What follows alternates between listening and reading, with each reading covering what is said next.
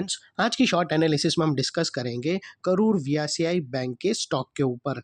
और दोस्तों ये एक तरह का रेड अलर्ट एनालिसिस है, बिकॉज दोस्तों ये स्टॉक के अंदर मल्टीपल नेगेटिव फैक्टर्स ब्रेकडाउन होने की तैयारी में है, जिसके तहत ये स्टॉक डाउनसाइड करेक्शन के लिए रेडी है। लेकिन दोस्तों यहाँ पर कोई भी हमारी बाय सेल होल्ड रिकमेंडेशन नहीं है, ये प्योरली एजुकेशन पर्पज से मैं अपना पॉइंट ऑफ व्यू आप लोगों के सामने शेयर कर रहा हूँ। कोई भी पोजीशन लेने से पहले अपने फाइनेंशियल एडवाइजर को ज़रूर कंसल्ट कर लेना। और हाँ दोस्तों, जिस किसी ने ये स्टॉक को लॉन्ग टर्म के लिए बाय किया है, उन लोग को डरने की ज़रूरत नहीं है। लॉन्ग टर्म के चार्ट ज़रा भी बिगड़े नहीं है।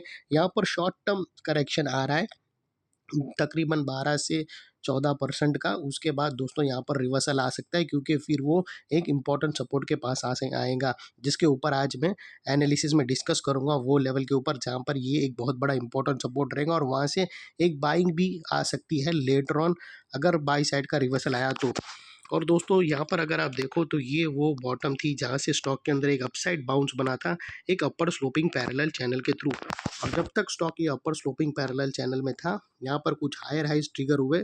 दोस्तों अगर आप देखो तो फर्स्ट हायर हाइज यहाँ पर ट्रिगर हुआ, सेकंड हायर हाइज यहाँ पर लगा, और थर्ड हायर राइज यहाँ रजिस्टर्ड हुआ। और जैसे ही ये upper sloping parallel channel down side पे ब्रेकडाउन हुआ, फर्स्ट टाइम दोस्तों इसके हायर हाइज लोअर लोज में थ्रेट हुए क्लोजिंग बेसिस पे, जो हमें कंफर्म करता है कि स्टॉक ऑफिशियली करेक्शन के अंदर एंटर कर चुका है। यहाँ पर हमें दो मेजर नेगेटिव सिग्नल मिले। पहले तो upper sloping parallel channel down side में ब्रेकडाउन हुई, जिसके वजह से जो अपसाइड मोमेंटम था वहाँ पर अल्टीमेटली ब्रेक लग गई। सेकेंडली जो हायर हाइज थे वो लोअर लोज में शिफ्ट हो गए क्लोजिंग बेसिस पे, जो हमें कंफर्म करता है कि स्टॉक ऑफिशियली करेक्शन के अंदर एंटर कर चुका है। बाई साइड यहाँ पर कंप्लीटली अवॉइड करना ही बेहतर रहेगा, अनलेस एंड अनटिल यहाँ पर कोई नया हायर हाइज ना मिले या पुराने हायर हाइज के ऊपर क्लोजिंग ना मिले, तब तक दोस्तों यहाँ पर बाई का अवॉइड करना ही बेहतर रहेगा। और दोस्तों बात कर लेते हैं यहाँ पर डाइवर्शन की। तो फ्रेंड्स, अगर आप MACD डालकर चेक करो तो आपको यहाँ पर क्लियरली नेगेटिव डाइवर्शन विटनेस होगा। प्राइस एक्शन के जो हायर हाई स्विंग अगर आप देखो तो यहाँ से कंटिन्यूसली अपसाइड की तरफ ट्रिगर हुए, लेकिन वही same higher high peak MACD के ऑसिलेशन में मिस आउट है। और ये वो लेवल है जहाँ से हमें ब्रेकडाउन मिल रहा है, जो एक डाउन साइड मोमेंटम पम्प कर सकता है स्टॉक के अंदर। और अल्टीमेटली दोस्तों बात कर लेते हैं यहाँ पर चार्ट पैटर्न की। तो फ्रेंड्स अगर आप देखो तो यहाँ पर हमें क्लियरली एक head and shoulder pattern breakdown होता हुआ क्लियरली विटनेस होता है। दोस्तों अगर आप देखो तो ये है लेफ्ट शोल्डर, ये है दोस्तों हेड,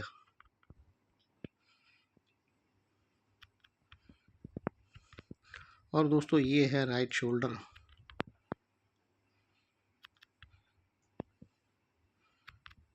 और दोस्तों अगर आप देखो तो यहाँ पर करंटली अगर आप देखो तो स्टॉक ने एग्जैक्टली नेकलाइन के ऊपर ही क्लोजिंग दी है, नेकलाइन के नीचे क्लोजिंग नहीं दी है। ऑलरेडी अगर ट्रेडिंग आवर्स के टाइम पे अगर आप देखो तो ऑलरेडी स्टॉक ने नेकलाइन के नीचे ब्रेक किया था, लेकिन क्लोजिंग होते होते स्टॉक ने नेकलाइन के अंदर क्लोजिंग कर दिया। तो एनी मूवमेंट दोस्तों यहाँ पर हम एक और नेकलाइन लेकर चलेंगे और वेट करेंगे सेकंड नेकलाइन का ब्रेक का। जैसे ही 206 के नीचे क्लोजिंग मिलेंगी तो ये head and shoulder pattern active हो जाएगा डाउन साइड ट्रेड के लिए। और फिर दोस्तों इसके जो डाउन साइड में टारगेट है, फर्स्ट तो टारगेट दोस्तों यहाँ पर आता है 193, और दोस्तों जो 5 से 6% नीचे है। और दोस्तों आप लोगों को फ्रेंड्स आप लोगों को बता दूं कि ये स्टॉक एक बहुत बड़े रेंज के अंदर ट्रेड कर रहा था लंबे टाइम से। दोस्तों अगर आप देखो तो यहाँ पर एक बहुत बड़ी रेंज थी, अगर मैं यहाँ से आप लोगों को बताऊं तो, और यही वो लेवल है जिसके बारे में बिगनिंग ऑफ दिस वीडियो, ये वीडियो के शुरुआत में आप लोगों से बात किया था कि एक बहुत ही इंपॉर्टेंट लेवल पे आ सकता है। वो इंपॉर्टेंट लेवल दोस्तों यहाँ पर है। अगर आप देखो तो ये एक बहुत बड़े रेंज के अंदर ट्रेड कर रहा है, और तकरीबन मोर देन दोस्तों अगर आप देखो तो मार्च फरवरी 2000 यानी और मोटा मोटी देखो तो 11 महीने यानी ऑलमोस्ट 1 साल से ये एक रेंज के अंदर ट्रेड कर रहा है। और कितनी बार दोस्तों रेंज को अपसाइड में ब्रेक करने की कोशिश किया, लेकिन फॉल्स ब्रेकआउट होता है, और उस फॉल्स ब्रेकआउट के कारण ये रेंज और भी एक्सपांड होते जा रही है। अभी आप लोगों को बता दूं कि अगर ये हेड एंड शोल्डर पैटर्न यहाँ से ब्रेकडाउन होती है सक्सेसफुली, तो दोस्तों इस यहाँ से ब्रेकडाउन करके नीचे डाउन साइड में सस्टेन हुआ तो पॉसिबल है ये लोअर एंड पर आ सकती है। ये जो रेंज है, ये पूरा जो रेंज है अपसाइड का, उसके लोअर एंड पर तुमको ये आता हुआ मिल सकता है। और यही वो इम्पॉर्टेंट सपोर्ट लेवल है जिसके बारे में मैं डिस्कस कर रहा था स्टॉक के बिगनिंग में, कि अगर यहाँ पर आके स्टॉक कंसोलिडेशन करता है और फिर अपसाइड कोई ट्रिगर बनाता है या फिर अपसाइड कोई चार्ट पैटर्न बनाकर ब्रेक करता है, तो फिर वो परफेक्ट लेवल रहेगा यहाँ से SIP करने का, या फिर आपको शॉर्ट टर्म के लिए बाय करना हो तो वो बेटर एरिया रहेगा। तो दोस्तों ये थी एनालिसिस।